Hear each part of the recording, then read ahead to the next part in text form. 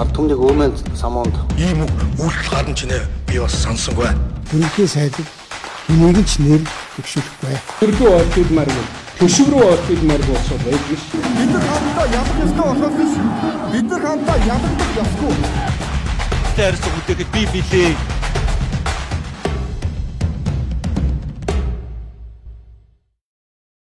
За орой өдрөө үзэгчтэй энэ телевизтэй хамт байгаа. Та бүхэндээ баярлалаа. За хамгийн тойм нэвтрүүлгийн шинэ 7 хоногийн дугаар хүрэхэд бэлэн болсон байна. За бид бүхэн студид ярилцахаар Улсын хурлын гишүүн Иргэний Зориг Ногоон намын дэд дарга тийм ээ. Дэд дарга. Байха болсон байна. Тийм. За мөнхтөрийн наран туяа Нара гишүүнийг орж авчираад байгаа. За орой мэнд хүргэе. За орой мэнд хүргэе. За сайхан авсанд баярлалаа. За урилга хүлээж авсанд бас баярлалаа. За би ч одоо дандаа л ер нь голдуу манай улс төрийн одоо тэргүй игнэнд явдаг хүмүүс ч эрэгтэй хүмүүс байх гад байдаг талтай. Одоо энэ удаагийн сонгуулиас хойш бас эмэгтэйчүүдийн мандуу болоо төлөөллийн тоо нэмэгдэж байна. За үүний нэг төлөөлөл бол та байгаад байна. За ажил алба тавлахгүй гишүүн их ажилтай байна уу? Дажгүй тэгээд яг ер нь бол би чи угаасаа л маш их ачаалттай байдаг гэсэн. Гэхдээ нөгөө ачааллынх нь төрөл жанр л солигдлоо. Тий. Илүү их уншиж судлах тийм л одоо ажилтай боллоо. Тий. Тэгээд одоо бас нэг үе бодвол бас хаас чил гэдэг чинь бас ч гэж нэг ийм учиртай байт юм байна гэд нэг юм те нэг юм дөртэй чихтэй чиглэлтэй өөрөө бас яха нэг ойлгоод эхэлдэг тийм бас болдгол юм байна. Би таныг ярилцлагандаа урьж ер нь нэг ярилцъя гэсэн үндсэн шалтгаан маань. Энэ парламент бол олон нийтийн төлөөлөл, иргэдийн төлөөлөл. Бид бүхэн энийг товчлоод баг ард түмж гэж нэрлэдэг тийм ээ. За энэ төлөөллийн нэг дуу хоолой нь бол та. За тийм учраас бас их үзэгчдийн дунд анхаарлын төвд байдгийм байна. За дээр нь бас баггүй асуудлууд гэх юм уу жижиг сажиг одоо маргааны зүйлсүүдийг ч гэсэн бас үүсгээд амжлаа. Тэгээд ийм хүү зүйлийг асууя. Хоёрд ер нь улс төрийг дотор нь ороод харахаар ямар байна? Ер нь улс төрийн үзэл баримтлал чинь ямар хуу чиглэлтэй явдаг юм бэ? Цаашдаа ер нь энэ улс төрийг юу гэж харж байна гэдэг нэг агуулга ярих гэж урьсан юм. За. Юуны үнд би зүгээр яагаад Иргэний Зориг Ногоон ном гэдэг сонголтон дээр байгаа юм бэ гэдгийг таны дэвшсэн цагаас хойш асуумаар санагдаад байсан юм л да. Ер нь маш санамсаргүй болсон шүү дээ. Би ч одоо 2016 онд 2020 онд би дааж одоо Баянгол дүүрүүд дээр нэр дэвшижсэн. Тэгээ хүмүүс бол одоо янз бүрээр л яар тийм л да. Тэгээ санал хуваах гэж дэвшсэн гээл те. Яг ясам дээр нөгөө санал урд нь нөгөө нэг урдны одоо сонгуулийн бүтцээр бол санал хуваагаад те. Эсвэл ямар нэгэн яг одоо нэр дэвшлтийн өмнө ч гэдэг юм эсвэл санал хураалтын өмнө ч гэдэг юм уу нэрээ татаад ингээд нэг тийм тэр ажлаараас нэг бизнес хийж болдог тийм одоо боломжууд бол байсан юм байлээ л те. Тэгээд тэр боломжууд нь 2016 оноос хойш байхгүй болсон. Өөрөөр хэлбэл нэгэнт нэр дэвшигчээр бүртгүүлсэн бол заавал одоо санал хураалт хүртэлтэй одоо энэ сонгуулийн процессыг дуусгах хэрэгтэй гэсэн тийм одоо хуультай болсон байсныг зарим хүмүүс бас мэдэг байсан баха тий.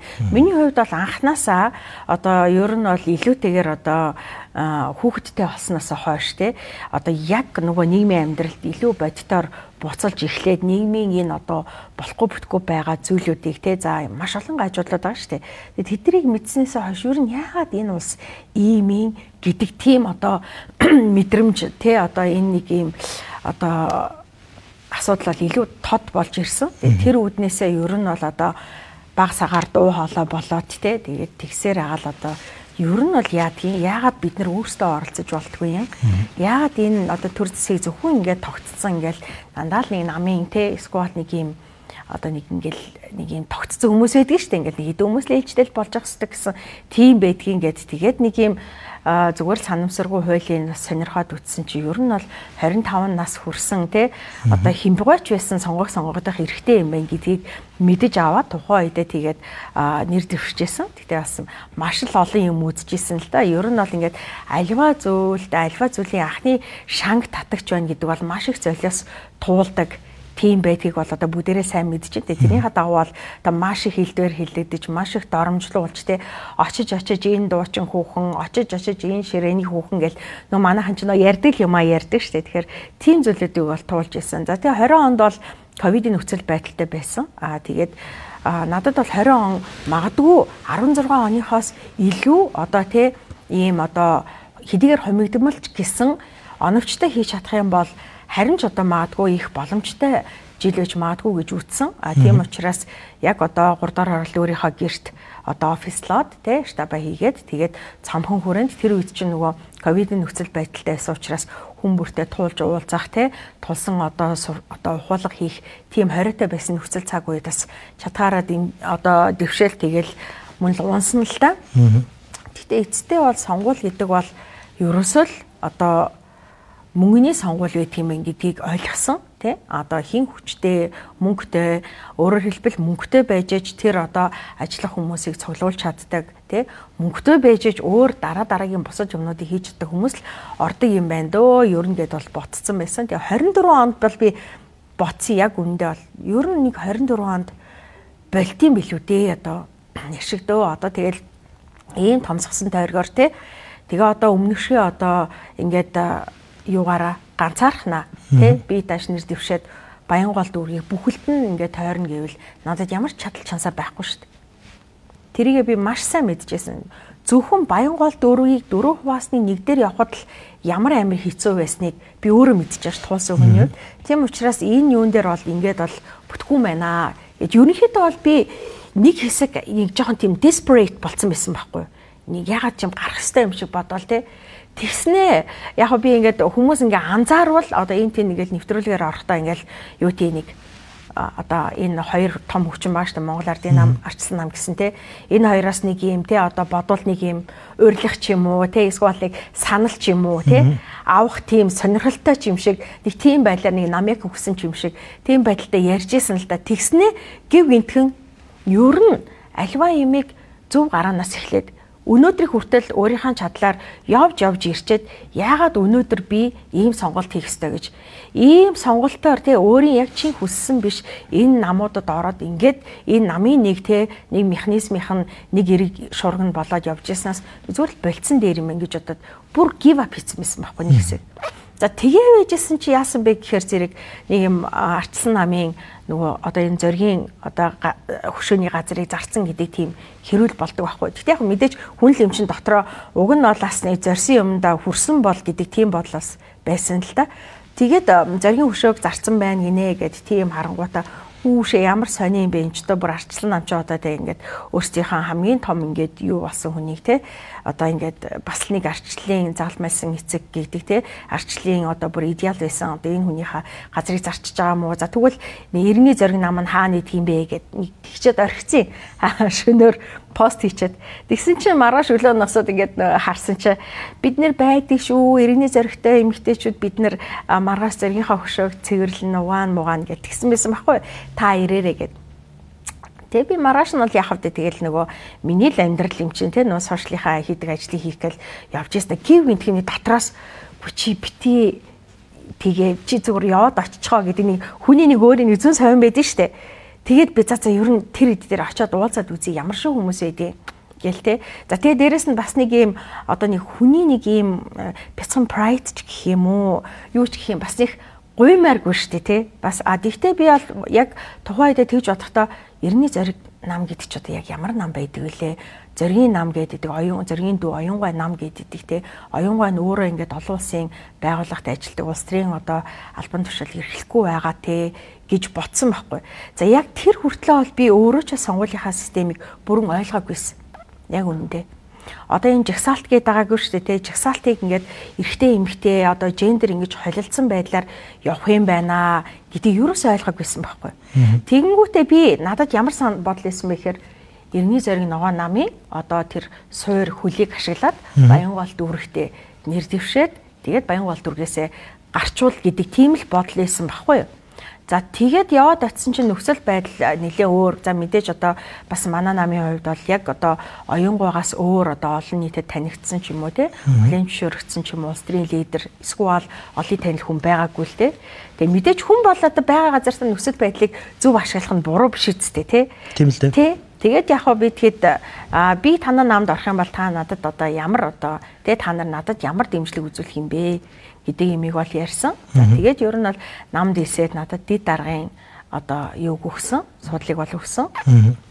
Тэгээд дид дарга болно гэдэг чинь ойлгомжтой шүү дээ. Тэгэл жагсаалтын. Тэгээд тэр баг намд орчоод баг 7 хоногийн дараа тэр жагсаалтын нарийн ширийн учрыг мэдчихэж байгаа байхгүй. Тэгээд би болохоор тэгвэл бол жагсаалт нь хамаагүй дээр юм байна. Гэхдээ жагсаалтанд байна гэдэг бол нөгөө талаар эрсдэлтэй. Яа тэгэл анхны сонгуульд 2016 оны анхны сонгуульд одоо жишээлбэл Наара гэл хүмүүс таньсан болохоос ш Нарантуяа гэхээр танихгүй.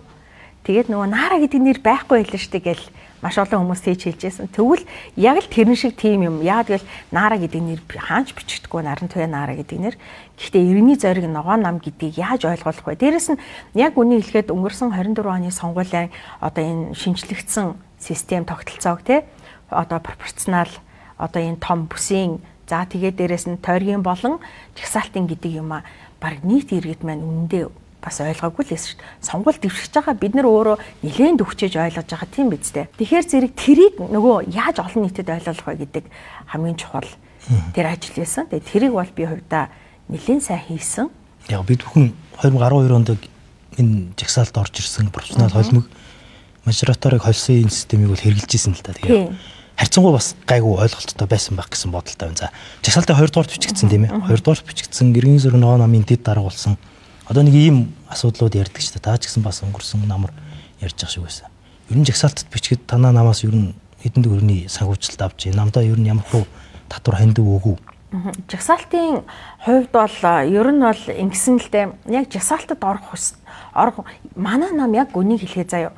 Сонгуульд ялна гэсэн ямар ч итгэл үнэмшил байгаагүй. Яагаад?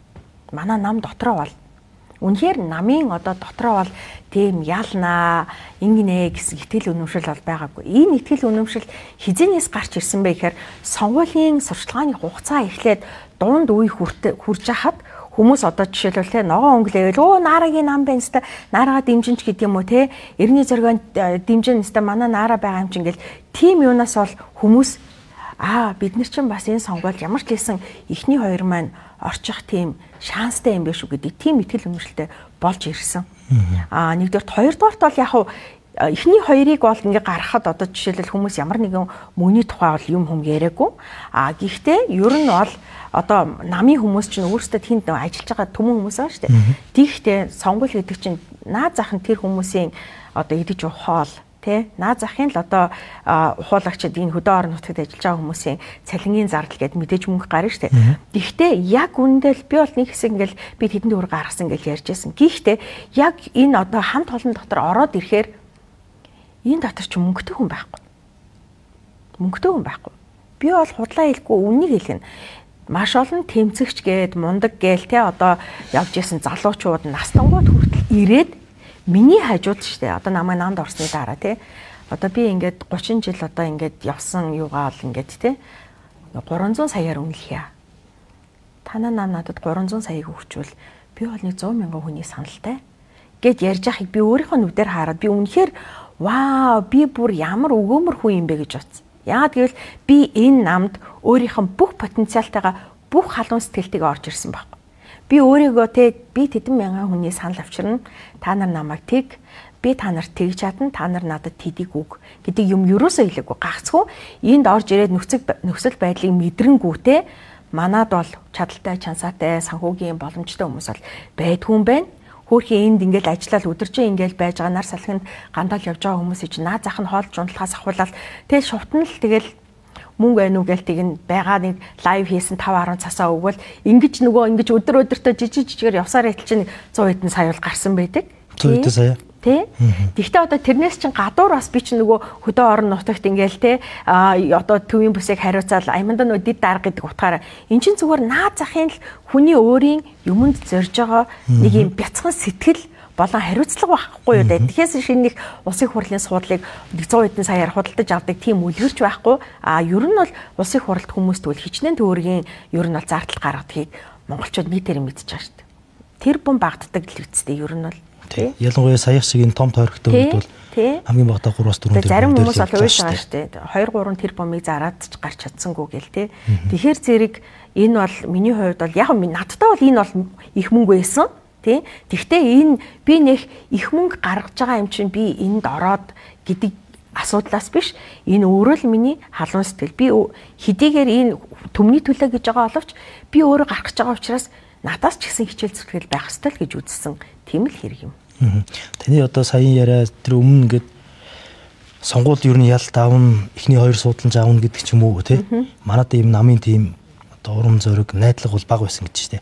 Нарантуя Наара гэдэг хүн орж ирээд эрхийн зориг ногоо нам дээр бол одоогийн энэ сонгуульд авцсан байгаа энэ судлалын ер нь бол дийлэнх хувийг та өөрөө дагуулж орж ирсэн л гэж хэлэх гээд байна зөв.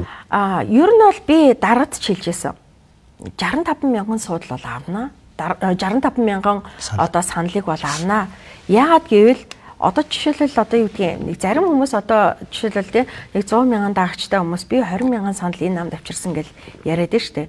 Тэгвэл 400 80 мянган хүн за төдийгөөс өдийг хүртэл би яг унаж босож өөрийнхөө байгаа байдлаар л те. За одоо ностой нулимстай те ингээд энэ бүх өдрүүдээр би зүгээр л ингээд органик намаа дэмждэг хүмүүстэй л байхгүй да.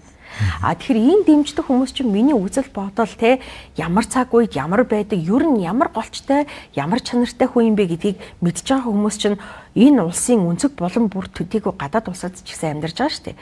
Тэгэхээр зэрэг би ерөнхийдөө өмнө нь авч ирсэн саналаа бүх одоо орон нутагт те бүх одоо орон даяар за магадгүй гадаадаас бас нэг тэдэн нэг 1000 орчимч болов хүний санал бол ирнэ гэдэг ч юм уу те. Ингээд хуйлаад бодоод үзэхэд бол 65 мянга бол бодит байсан. Гэтэ хүмүүс бол амар юу яд юм бэ л те. Одоо жишээлбэл одоо би бол 100 мянган хүний саналтай, 150 мянган хүний саналтай гэл ирдэг юм бэ лээ. Би бол харин тэр үед бол маш даруухан байсан. Ер нь бол нэг 65 бол авнаа. Гэхдээ тэхийн тулд хамгийн гол нь нөгөө гол юм бол ойлгох хэрэгтэй. Наара гэж дэвшгүйгээр иргэний зориг гэдэг одоо нэрийг маш сайн алдаршуулах хэрэгтэй, таниулах хэрэгтэй, жагсаалтын одоо тий сонголтын утга учирыг ойлгуулах хэрэгтэй юм гэдэг энэ ажил дээр л ерөн фокуслж ажилласан. За тийм мэдээж яг одоо нам дотор орж ирээл одоо би ч бас нөө урлаг суурьтай урлагийн хүн байсан учраас альва ямиг яаж хүнд хүргэх хөв те одоо тэ дээрээс нь чи одоо бараг маркетинг PR-ийн чиглэлээр одоо энэ сошиал сурталчилгааны ажлыг чи олон жил хүмүүс хийсэн гэдэг чинь яавал хүнд юмаа хүргэх вэ гэдгийг маш сайн мэдчихэж байгаа шүү дээ яг үнэндээ. Тэгээ энэ дээр бол би даруухан баймааргүй байна. Одоо нэгэнт ингээд те яг ямар ч лээсэн миний бол үүрэг ойролцоо бол маш их байсан. Гэхдээ би ганцаараа бол бас энэ бүхнийг чадахгүй шүү дээ. Тэгэхээр зэрэг нэгэнт одоо зөндөө олон цаг заваа одоо хөдөлмөр хүчээ зориулсан тэр намынхаа бас жорон төгтгийг бас шууд үүсгэх нь бол утгагүй.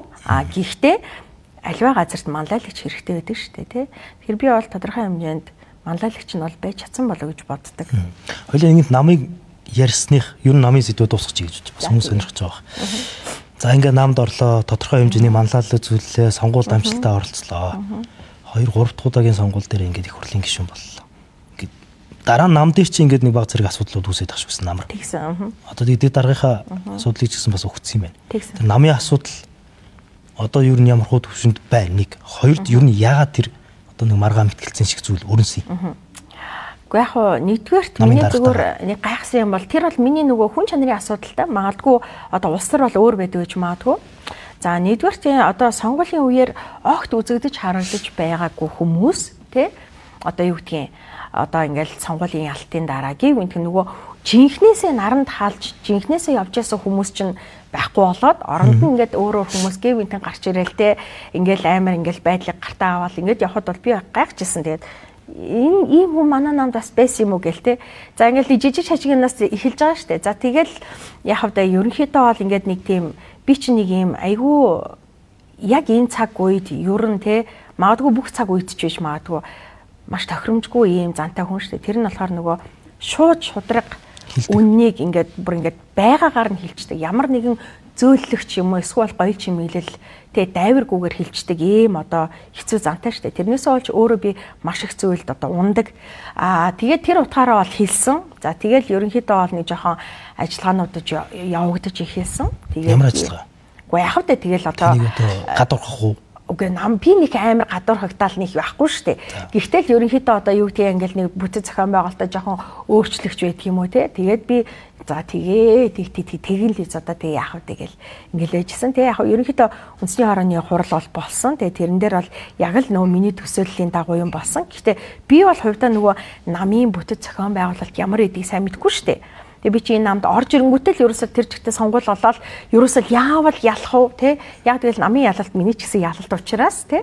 Ингээл тэрэндээ л нөгөө нэг хоёр гүс сэтгэлээр зүтгэцэн. Тэрхээс биш нэг хайхтар намын бүтэц юм хүмийг ойлгоол те. Эсвэл энэ нам дотор ямар нэгэн фракцтай байх надад саналаа өгөх бас хүмүүстэй байх хэрэгтэй юм байна гэдэг тухайч мэдэхгүй те. Тэгэл ингээл зүгээр л халуун сэтгэлээрээ яваал исэн. Тэгээд дараа нь яг нам гэж юу байдаг юм бэ те. Нам дотор юу болдгийм бэ гэдэг юмнуудыг ойлгож хэлж байгаа байхгүй юу. Тэгвэл яг хуу тэгээ би бол тухайн үед үндэсний хорооны хурлаар бол хэлсэн. Яг хуу та нар окей нэгэнт те ингээд одоо иргэний зоригийн те зориггүй одоо хүмүүс юм бол би та нартай ингээд те ингээд та нарын бүх үйл ажиллагаанд чи ингээд өмнөх шигэ халуун сэтгэлээр оролцоод явахгүй шүү. Би шудраг бус газар угаасаа үйл ажиллагаацал заавал байдаг. Үйл ажиллагаацал байгаа цагт дандаа л одоо тий зөрчлүүд байна л гэсэн үг шүү дээ. Тэгэхээр зэрэг би бол үнэ хэлээд тэр хурлыг орхиод явсан.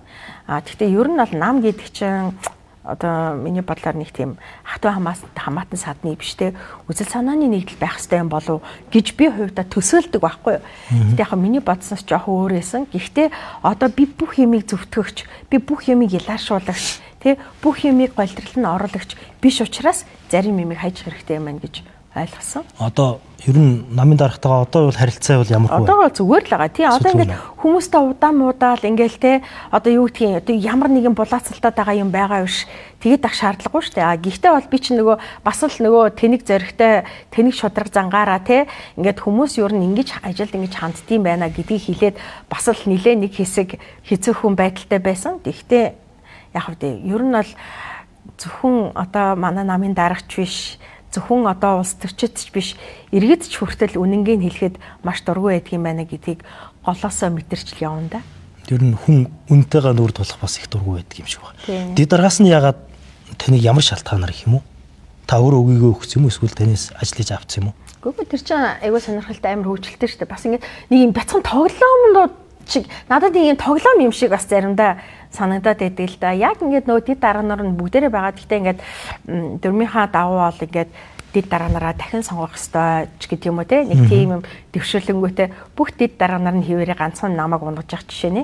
Гэхдээ би тэнд дэд дарга байхгүй байлаа гэд одоо юу гэдгийг одоо миний амьдралд ч юм уу ажилд ч юм уу харчлаад авах юм бол байхгүй шүү дээ. Магадгүй би дэд дарга байсан бол би дахиад өөрийгөө нам руу бас нэлээд одоо хуваах те тийм юм байх байсан баг. Магадгүй намайг би өмнөх ажиллаач бас те одоо юу гэдгийг өмнөх ажиллаа яа гэж байгаа хүнд бол намын ажил руу бас ингээд өөрийгөө хуваагаад ах зөв байсан юм уу гүйч байсан юм одоо бодохоор тэр нь баг зөв юм болсон юм байна гэж би боддог. Улс төрийн ялангуяа парламентын үйл ажиллагаа бол намаар дамжиж явах хэрэгтэй. Дээрээс нь намаар дамжин л та төлөвшөж энэ парламент бол илүү хүчрэг болно. За би дагцын дуу хоолой гэдэг ч юм уу бодлого боловсруулаад тэрийг батлуулах үйл явц гэдэг чинь бас хязгаарлагдмал байдаг. За одоо ялангуяа 126 болцохоор энэ нөхцөл байдал нь улам нэмэгдэх байх. Тэгэхээр ер нь одоо та намын нөхцөл байдлыг илүү гүнзгий судлаад намтайгаа илүү одоо ажиллах юм бол илүү үр дүнтэй бодлого явуулахад амар байх юм болов. За ерөнхийдөө нөгөө намтай холбоотой ер нь яагаад сонгогдсон, яагаад энд үл ойлголцол өрөмчүү гэдэг асуултууд ерөнхийдөө дуусчих ах шиг байна. За хоёлаа одоо дараагийн сэдв буюу энэ улс төрд орж ирэх болсон шалтгаанаа түрүүн ихэнд хэллээ шүү тийм ээ. Одоо тэгвэл орж ирээд харахаар яг ямар байд юм бэ улс төр? Өмнө бодож ирснээс чи хэр яаж зөв? Яг нь ер нь бол хүмүүсээгээд одоо улс төрд орж ирэхээр өөрсдөө ойлгодог малидаг гэл нэг тиймэрхүү юм бол ярьж лээсэн л да. Гэхдээ нөгөө одоо юу гэдгийг нэг юмыг гадна байхдаа нэг юмыг нь олж хараагүйсэн юм. Тэр нь болохоор одоо юу гэдгийг жишээлбэл гадаа байхдаа би өөрийнхөө амьдралыг бол тий өөрийнхөө амьдралыг би өөрөө л хичээгээл зүтгэл тий тэмцэх юм бол өөрөө өөрчилж чаддаг. Харин энэ парламент бол олон хоороо шийддэг тогтолцоо. За тэгээд жишээлбэл одоо юу гэдэг би хамгийн анхны одоо энэ намрын чуулганаар тий одоо энэ авилгалтай тэмцэх 5 шашилгааны хүрээнд одоо жишээлбэл өнөөдрийн хүртэл 2.8 их 80 төгрөг Монгол улсын төсөвт бол орж ирснийг мэдж байгаа байхгүй. Энэ дотор ч орж ирж л одоо нарийн ширийн юмнуудын мэдээллийг аваад мэдчихэж штэ. Тэгэхээр энэ авилгалтай тэмцэх хүрээнд олж ирж байгаа мөнгө гэдэг чинь хууль бусаар завшсан буюу иргэдээш завшсан мөнгө л буцааж орж ирж байгаа үзэгдэл үсттэй тий. Тэгэхээр энийг тэгвэл нөгөө одоо хүүхдийн төлөө мөнгө зарах гэхээр нөгөө дандаа төсөв хөрөнгө ярьдаг байхгүй юу? Тэгэхээр тэгвэл энэ авилгатай тэмцэх юунаас орж ирсэн энэ мөнгийг тий цаашаад орж ирэх энэ 5 иш ажиллагаар орж ирэх залгасаар орж ирэх одоо мөнгийг хүүхдийн одоо эрүүл мэнд боловсрал сайн сайхны төлөө хөгжлийн төлөө зарцуулдаг байя гэдэг энэ зарчмын зөрүүтэй санал төвшүүлсэн. Нэг ч хүн дэмжээг байхгүй.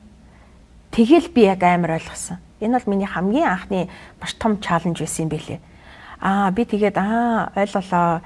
Энэ дотор нэгдүгээрт сөрөг хүчин гээд те ингээд бидний дөрөв ч юм уу эсвэл магадгүй би одоо зарим хүмүүс бол намайг ингээд амар ингээд наарамын зоригтой те ингээд хилээл өөрчлөл гэтэл миний тэр зориг яг үндэ энэ дотор нэг тийм хамаатай биш юм байна гэдгийг ойлгосон. Яг л олонхоороо шийддэг энэ тогтолцоо нь би олонхийг ямар нэгэн байдлаар зөв цаг үед нь өөрийнхөө үзэл санаа нэг үед ийм үед нь дэмжижээж хариу энэ хүмүүсээр дэмжүүлэх юм биш үү гэдэг энэ юмыг ойлгож эхэлсэн. Нэгдүгээр. Хоёрдугаар ер нь бол одоо ингээд бид нар сөрөг хүчин ингээл явж байна. Яг үнийг хэлэхэд манай нам сөрөг хүчний ажлыг огтон хийж чадахгүй байгаа. Тий. Гэхдээ сөрөг хүчин гэхээр л одоо бүх юмын эсэргүүцэл коноп дараал тий. Зүгээр л нэг хий ингээл одоо юу гэдгийг бүх одоо асуудлыг эсэргүүцэл бүх юмын нөгөө талаас нь хараад сөргөлдөөл ингээд байх юм бол гол нь эн чинь хинч чадах асуудал байхгүй яг үндэ. Гол нь нөгөө манай нам чинь бас өөрөө хөгжлийн сайн сайхны төлөө хийж бүтээ гэдэг уриат шүү дээ. Бас л манай намд бас адилхан мөрийн хөтөлбөр байгаа шүү дээ тий. Тэхийн тулд нэгэнд олонхоороо дэмждэг, олонхоороо зөвшөлтсөж шийддэг энэ асуудлыг бид нэр дэмжих ёстой үед нь дэмжээл явж байгаа. Яагаад гэвэл ингээд зарим хүмүүс одоо жишээлбэл манай намыг Монгол Ардын нам охин нам тэргээ яриад байгаа байхгүй. Тэг бид нар одоо жишээлбэл тэн ингээ те одоо Монгол улсыг хөгжлийг бий болгож дараагийн орлогын хамгийн том их усрыг бий болгох мега төсөл энтер гэдгийг те бид нар одоо дэмжихгүй ингээл бүх юм эсрэгээс нь хараад байвал нөгөө өнгөрсөн цаг хугацааны нөгөө улс төрчдөөс бид нар юугаар ялгаатай байх. Тийм учраас бид нар бүгдээрээ л ингээд ор бүрнээ дэмжээл ингээд явж байгаа. Тэгэхээр зэрэг сөрөг хүчин байлаа гэд яг нөө гол поинтын үеуд дээр нь бол бид нар дуу хоолой болох хэвээр тэрийг бол бид нар сайн чадахгүй байгаа гэж өөрсдөө ч тэрийгээ сайн мэдэрж байгаа. Тэгээд одоо харин бүгдээрээ за өнгөрсөн цаг хугацаанд бид нар өнгөрсөн намрын чуулганд ч юм уу те за нам илүү одоо ингэж те одоо цул болж ажиллаж чадаагүй байна.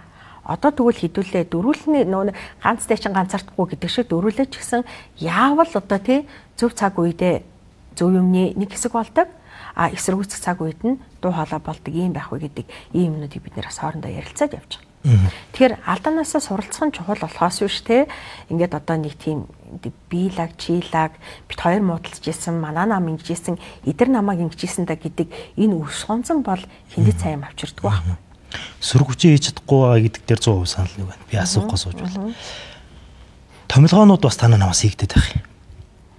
Зарим одоо элчин зөвлөгч юм уу, консул ч юм уу ингээд миний багцаагаар нэг 4-5 орчим томилгоо явуулчихлаа. Ингээ харахаар тэр мэрийг мэдээгүй аа тэгэхээр ямар ч тэр мэрийгээ та юу гэж яхах тийм ийм нөхцөл байдалтай байгаа болохоор та нар сөрөг хүчин хийж чадахгүй байх шүү байна. Юу томилгосныг бол би ёстой мэдээгүй байна. Харин төрийн өмчит компаниудын зарим нэгэн одоо тий одоо шийдвэр гаргах төвчний албан тушаалт бол манай намаас хүмүүс очисон юм байлээ. Тэрийг бол дараа надад хэлсэн.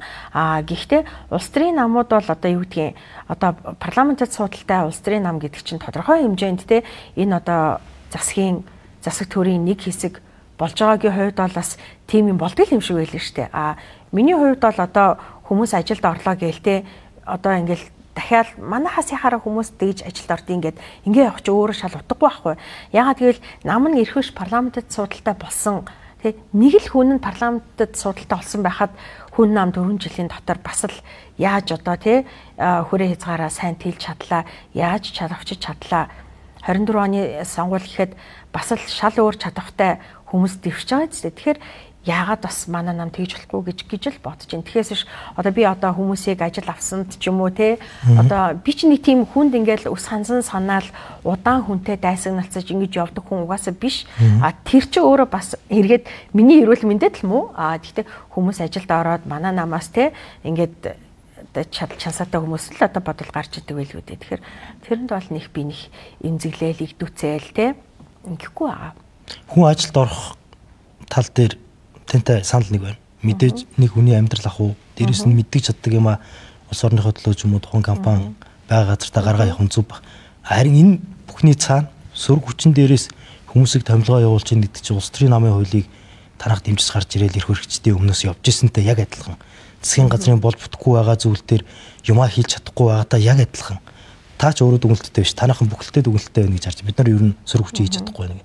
Иймэрхүү нэг ийм аваа өгөө ч юм уу ийм байдлаасаа болоод үндсэн сөрөг хүчнийхээ ажлыг хийж чадахгүй. Сөрөг хүчин гэдэг чинь сөрхийн нэр биш. Иргэдэд мэдэх ёстой зүйлийг нь мэдэх эрхийг нь хангаж өгөөд дуу хоолой болох зүйл шүү дээ. Тий. Одоо тэгээд одоо мэдгүй юм да. Надад бас энэ улс төр бас үнэхээр одоо яадгийн нарийн ширээний мэдгүй юм бас маш их байна л да. Тийх байна үү? Би ч нөгөө нэг ийм хүн штэ. Мэдгүй гэдгийг хэлждэг. Тэгтээ мэдгүй гэдэг нь одоо мэдчихвэл чадахгүй гэсэн үг бол биш те. Би нэг тийм дүр хэсгээл те. Аль хэзээ бүхнийг мэдсэн юм шиг те, мэддэг юм шиг, мэдэд авсан юм шиг тийм байдалд бол дургу. Юм үннээрээ сайхан гэдэг ийм одоо афоризмаар би бол одоо өссөн хүн. Тэгэхээр зэрэг юм мууч сайн ч үннээрээ л сайхан байдаг. Тэр нь илүү их амар байдаг, тав тухтай байдаг. Тэгэхээр зэрэг одоо надад бас энэ улс төрд яадгийн ямар одоо яриа хөөрөө хийгээд хүмүүс ингэдийн тэгдийн гэдэг тийм нарийн ширийн юмыг бас мэдэх болоог байна. Тийм.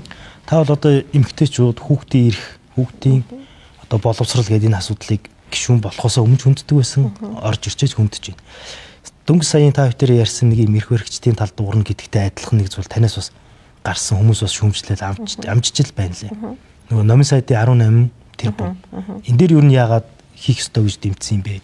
Бас л энд чинь нэг юм эрх барьж байгаа намын төлөөллийн нэг сайдын одоо олон нийтээрээ энэ бол шаардлагагүй маа гэдэг зүйл дээр бас энэ зөв юм аа, энийг байлгах ёстой л гэж дуурсан л да.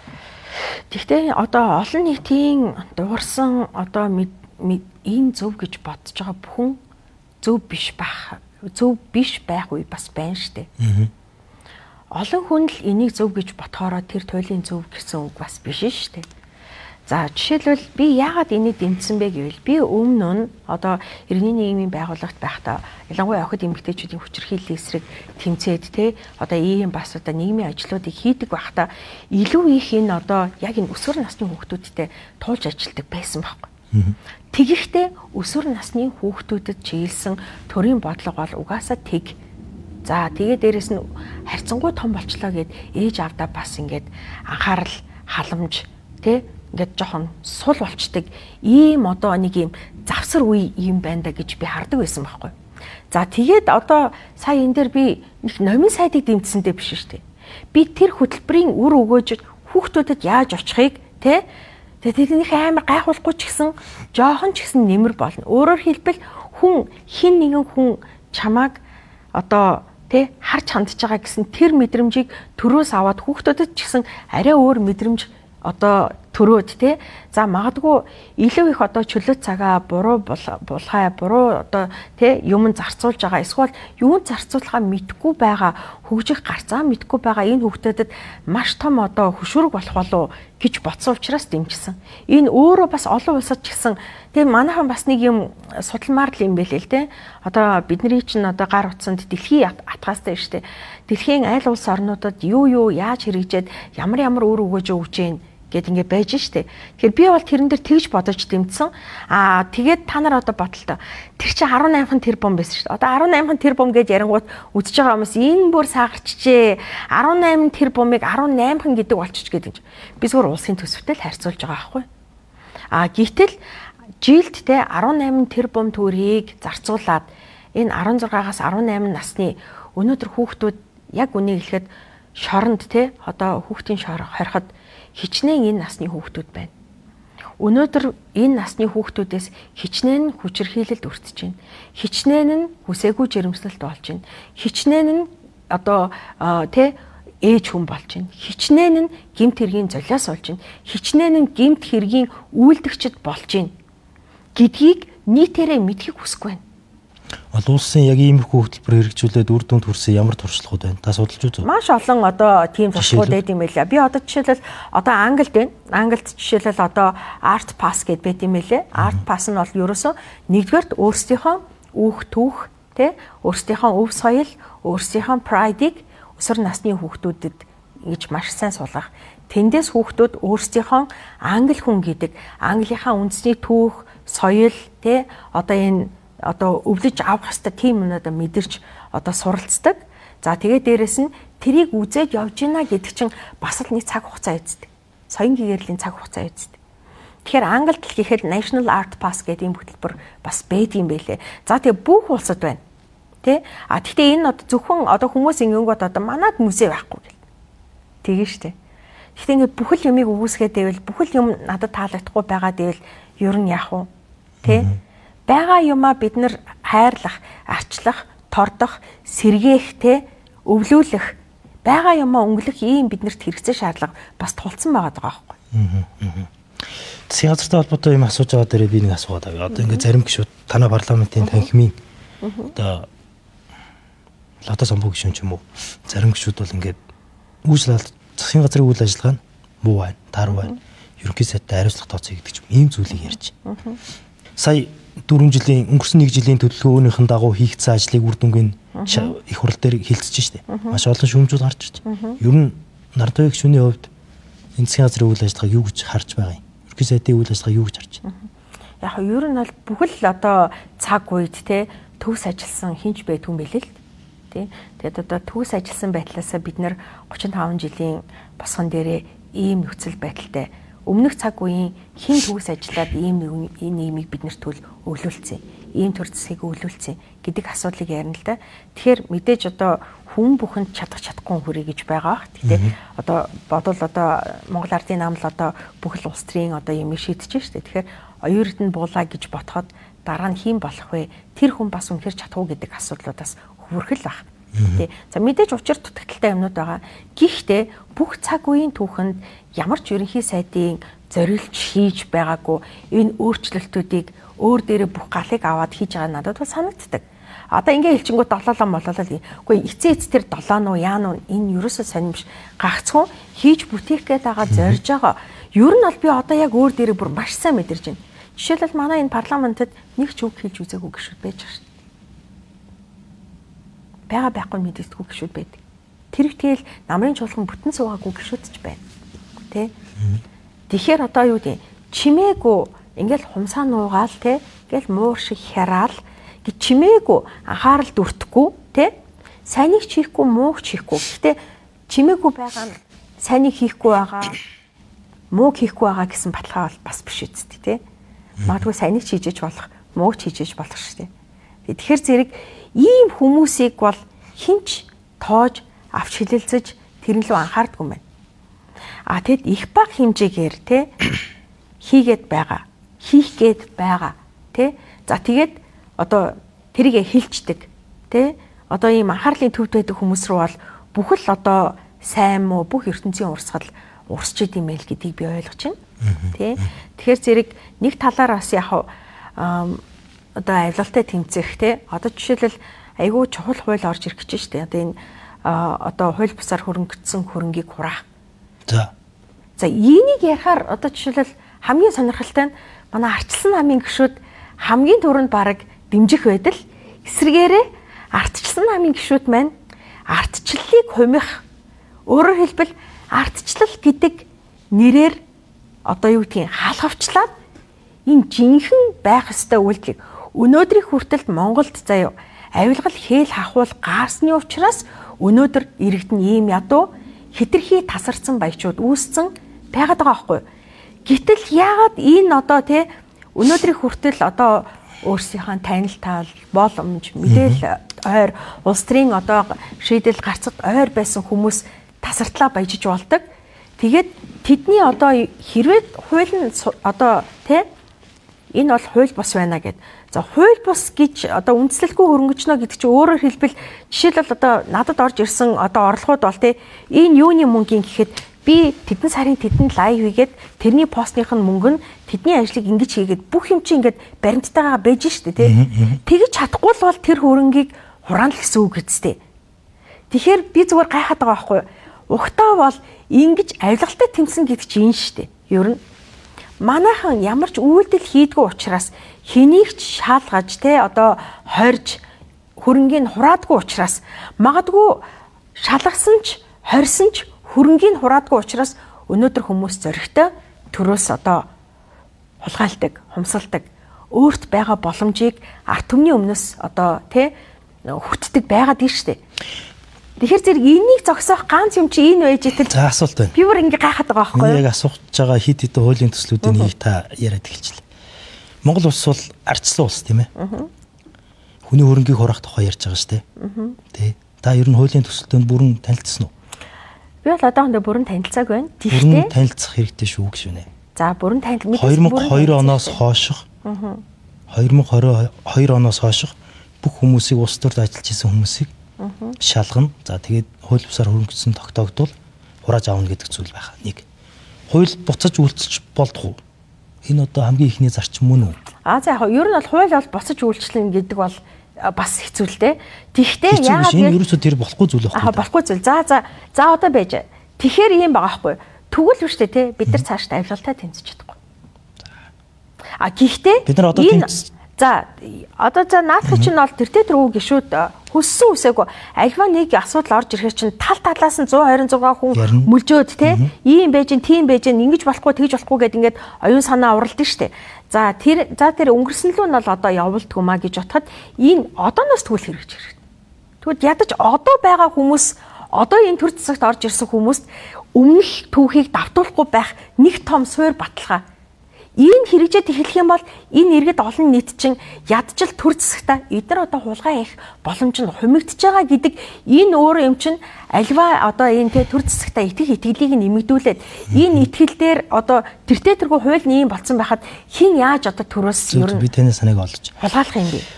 Одоо энэ хууль орж ирсэн орж ирээгүй манай эрүүгийн хууль, авилгын хууль дээр хууль бусаар хөрөнгөцсөн хүний хөрөнгө нь хууль бус байна гэж тогтоогдвол хурааж авах, улс давах тэр хүн дээр эрүүгийн хариуцлага хүлээлгэх хуулийн заалтууд байгаа шүү дээ. Яг нь ер нь бол нэг л юм байна л да. Одоо 2002 оноос хойш одоо өнөөдрийг хүртэл гэдэг чинь энэ хугацаанд л хамгийн их төрийн хулгай болсон цаг үе юм л да. Өөрөөр хэлбэл энийг үзэж байгаа бүх одоо хүн те надтай санал нэгдэнэ. Хамгийн их хараа хяналтгүй иргэдийн хараа хяналтч тэр бүх юмч тэр те өөрсдийнхөө хүнийг томилдог тэд нар нь өөрсдийг нь эргээд шалгадаг ийм цаг үе байсан байхгүй юу. Тийм учраас энд хамгийн их төрийн хулгай явагдсан. Тийм ч учраас Монгол улсын бүхэл бүтэн стратегийн том ордууд зүгээр л нэг те ингээд ямар ч улсын хурлаараа хэлэлцэгддэггүй. Одоо ард түмэн баялагтай эзэн болъё гэж яриад нь штэ. Өнөөдөр Монголын ард түмэн Монголын ээжүүд 50,000 төгрөгийн төлөө яаж одоо те босч уурлаж галзуурч над руу дайрж ин тэгвэл хэрвээ тэр цаг үеэс Монголын энэ баялаг гэдэг чинь заяо тэгш зөв хуваарлалтай явж ирсэн бол өнөөдөр ийм баян ядуугийн ялгаа хурц болоод өнөөдөр ийм ууртай бухимдалтай иргэд тартагтай тулцсан ингээд яг гашуун боловч үннийг хэлсэн хүнрүү дайраа суух гарсан. Гэхдээ нэг харамсалтай юм байна. Иргэд бас юутай тэмцэх ёстой юм бэ? Юутай уйггүй тэмцэх ёстой юм бэ? Юуг зүгээр орхиж болох юм бэ гэдгээ ойлгохгүй болсон байна. Өөрөөр хэлбэл энэ яг нөгөө өнгөрсөн цаг хугацааны улс төрийн бүх тоглолтуудад иргэд ч гэсэн өөрсдөө шуурганд нь орсон байгаа хгүй. Зүгээр хэвлэл сэвж чадвал бүгд тэрэнд орж чаддаг. Тэр шуурганд нь өртдөг тийм болсон байгаа нь маш харамсалтай. Хинд итгэхээ мэдэхгүй л байна л да. Ямар бодгом зүг бэ гэдэг юм. Тэр итгэлийг бүрдүүлэхийн тулд энэ хуйлууд ч орж ирэх ёстой байхгүй. Тэгвэл хамаа алга. Тэр одоо өнгөрсний одоо тэ яах юм уучлах юм уу те тэр хулгайтай зэлгээтэй уучлаад тэгвэл энэ цаг үеэс эхлээд цаашдаа авилгагүй явъя л та. Тийм биз дээ. Цаашдаа хууль бусаар одоо хөрөнгөчгүй явъя л та. Төр байгаа цагт авилгахгүй болно гэж байхгүй хаа. Би таныг тэр бүх цаг үед байсан. Хэлгээд байгаа санааг чинь ойлгож байна гэж байна. Энэ угаасаа энэ чинь нийгмийн асуудал болсон. Тэгш ус байдал хавтгаарцсан, иргэдийн бухимдал ихссэн. Нөгөө талдаа энэ төрд байсан хүмүүс одоо ингээд нэгч бизнес хийж үзээгүй хүн 4-5 тэр бумын хадгаламжтай байна гэдэг чинь өөрөө асуудал. За гэхдээ иргэд юуны төлөө тэмцэх ёстой вэ гэж та хэлж штэ. Тэрнтэй адилхан их хурлын гишүүн хууль тогтоогчвол юуг хамгаалах ёстой вэ гэдэг зүйл байх ёстой юм шиг хувь сэтгүүлчийн хувьд санагддаг. Тэр бол ардчлал хүний эрх, хувийн өмч. Би бол ингэж боддог л тоо. Хүн бол баяжих хэрэгтэй, сайхан амьдрах хэрэгтэй. Тэр угаасаа л зөв штэ. Гэхдээ тэр нь хууль бусаар.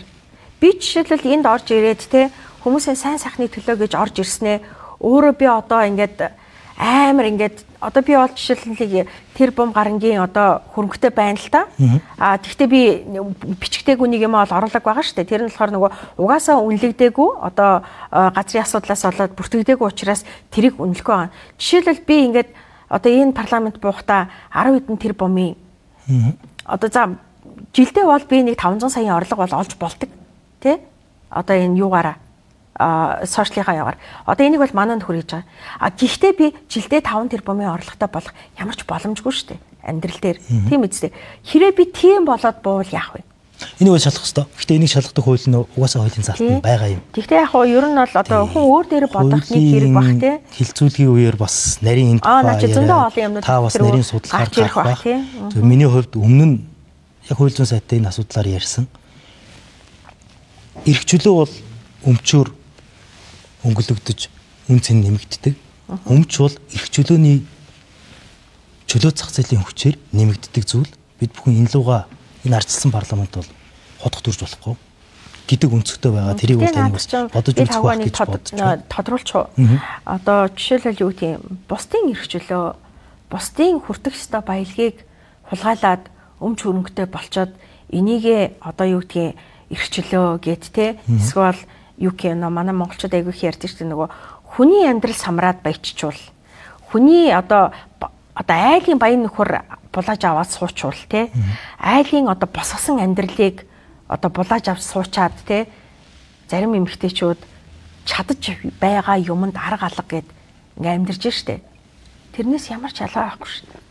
Иргэдийн нийтээрээ тэгш хүртээмжтэй хүртэг байсан энэ баялагийг төр засагт те холбоо хамаарал бүхий хүн нь байгаа энэ нөлөөгөөрөө те дамжуулж Монгол улсын нийт иргэдийн жигд тэгш хуваарлалтаар хүртэх байсан энэ боломжийг ганцхан хүн хэдхэн хүн хамж баяжчаад те тэрийгэ би бол бүтээж чадсан хөдөлмөрлөж чадсан магадгүй сэтгэж чадсан сэргэлэнтэж чадсан боломжийг ашигласан тэ ийм хүний дүр тоглох чинь өөрөө шудраг зүйл мүү юм уу?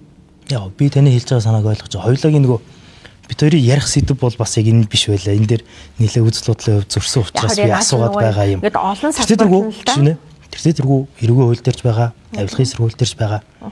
Хууль бус хөрөнгөтөө гэдгийг тогтоогдсон бол хурааж авах зүйл нь байгаа юм аа нэг. Хоёрд тийм хуулийн заалт байхад өнөөдөр ингээд нөхцөл байдал бидний хүссэн шиг биш байж тээ. Энэ бол энэ хуулийн байгууллагын энэ системийн үйл ажиллагаа нь доголдсны шинж ийм доголдсон зүйл дээр дахиж ийм хууль оруулж ирэх нь бүрэл доголдох байх гэсэн бодлоо. Гэхдээ над чи өнгөрсөн хугацаанд одоо байсан энэ бүх авилгын их суурийг тавьсан тэр бүх цаг хугацааг уучлал гэсэн үг шүү дээ ер нь. Та бол одоо тэгж бодож байна те. Энэ хууль орж ирснээр тэр юмыг уучлахгүйгээр шийднэ гэж штэ. Гэхдээ өршөөлийн хуулийг баталсан штэ бид бүхэн эдийн засгийн ил тод байдал гээд өршөөлийн хуулийг өршөөчөд буцаагаад өршөөхөө болио гэдэг агуулга байж болох уу?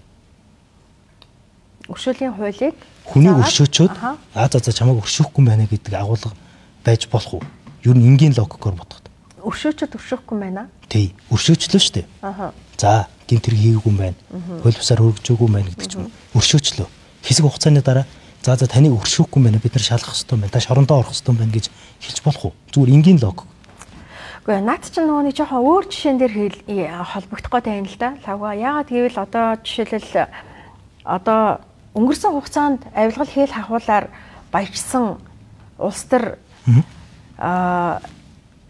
одоо улс төрийн салбарын болоод одоо улс төрийн салбарын одоо тэр нөлөөллөө ашиглаад одоо хэмжээшгүй баяжсан бизнесийн салбарынхны хэн уучлалцсан?